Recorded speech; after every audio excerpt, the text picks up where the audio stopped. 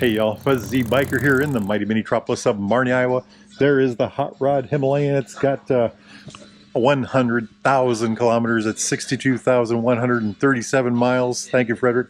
And so that's that bike. I did it 14 months, and this video is going to be about all the problems, and only the problems. I'm not going to tell you about it.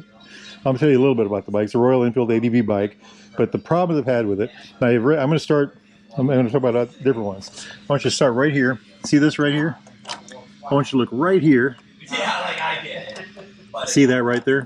Those have become oval. These are supposed to be up here like this. If you look at the peg, it actually leans down. We've got new ones of these ordered. We're going to replace that. Now that we're at 100,000, we didn't want to do it before 100,000 because we wanted to see if they broke. They have not broke.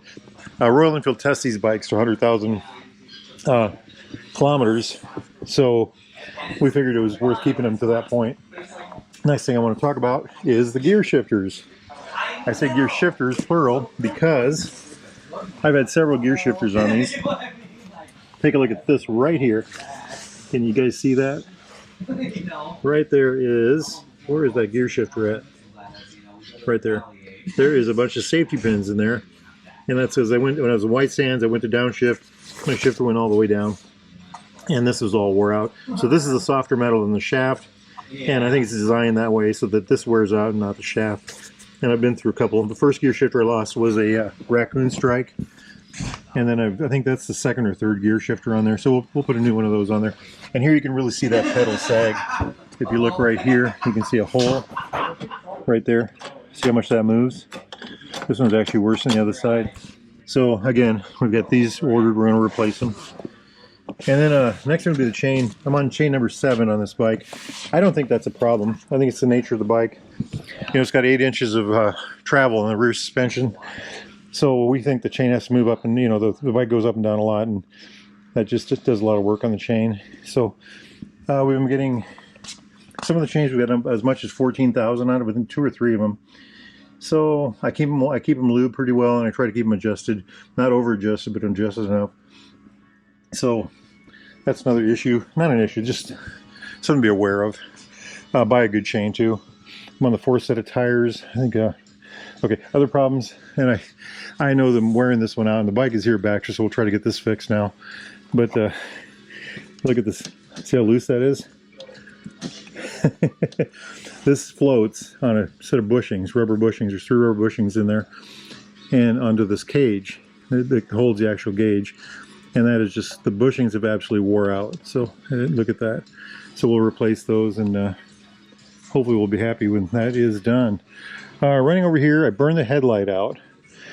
And that was at about 24, 26, I think it was 2,400, 24,000, I mean. And, you know, warranted it, new headlight. So, again, that's the, you know, the problem. Over here, there's a guard that goes right here. And it hooks these little clips that were welded on. One of these clips broke, and this one was looking weak, so we just took it off, and I pounded that with a hammer to get it kind of like that. I've never missed it. It's never been a problem, you know. It just hasn't been an issue for me at all. I've never bothered about replacing it. I don't care.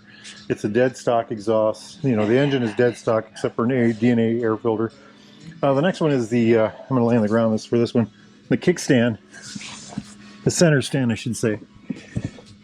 There's a pin back here that holds it in. There's one on this side too. If you notice here, there's a bolt now, and that's because I was in Canada and I went to use this thing and it was crooked, and looked under there, and this was the cotter key had escaped and the pin had fallen out on this side.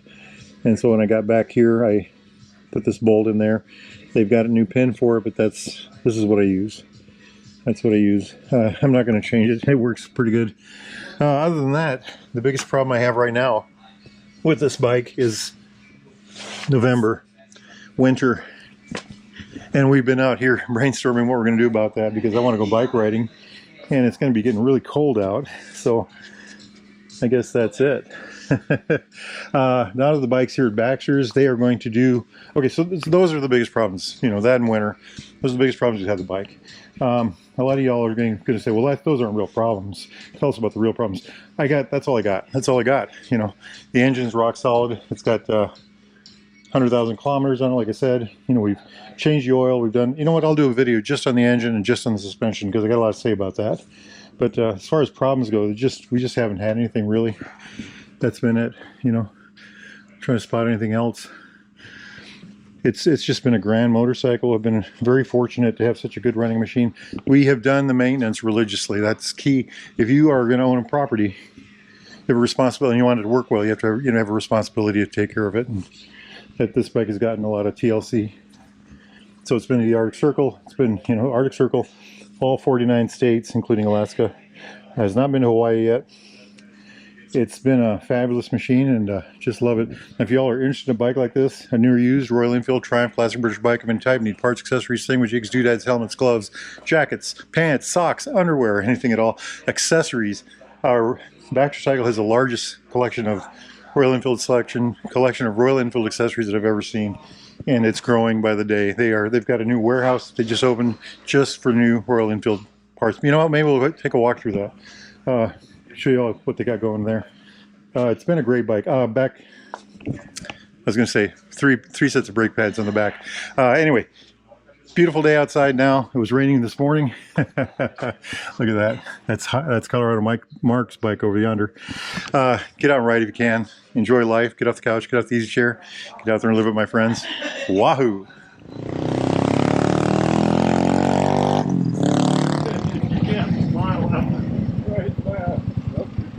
That's the guy. That's the guy that owns it. Oh, that's the Dude.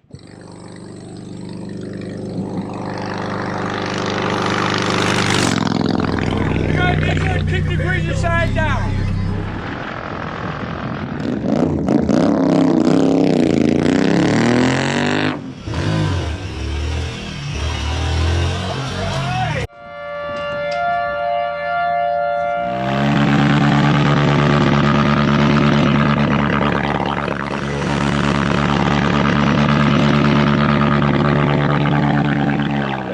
Wahoo!